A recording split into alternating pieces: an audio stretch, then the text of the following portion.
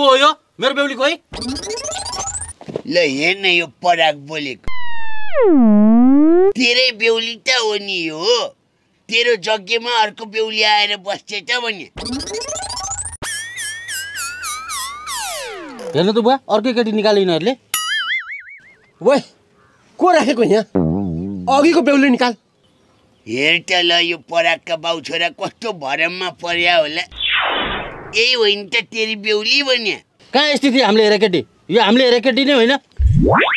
तेरीका makeup गरेपछि नराम्री भकी हो क्या यो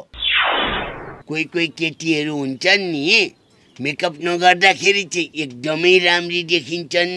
मेकअप गरेपछि चाहिँ यस्ती देखिन्छन् हो